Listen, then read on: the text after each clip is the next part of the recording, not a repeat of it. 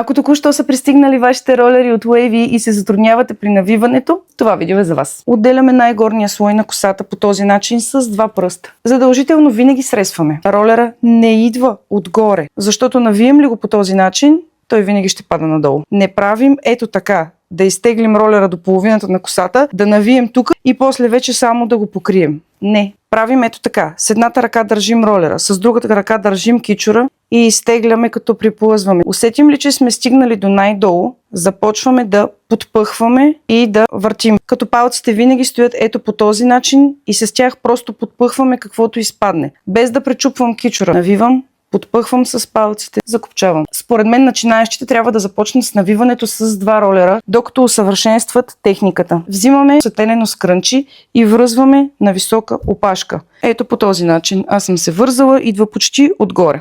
Косата се оформя на цял сноп и навиването става много по-лесно. От тук правим абсолютно същото. С едната ръка държим косата на сноп, докато стигнем до края, с другата държим ролера, изтегляме и започваме да навиваме отново от върха, а не от средата. Навивам и закопчавам, захващайки целия горен слой. Дори леко да се пречупи косата от връзването с ластичето, пускайки тази коса, която сме навили тук отгоре, тя ще го покрие и то няма да се вижда. Много добре се отразява и на момичетата, които са подстригани на черта. Така че пробвайте и ще очаквам обратна връзка в коментар. Чао!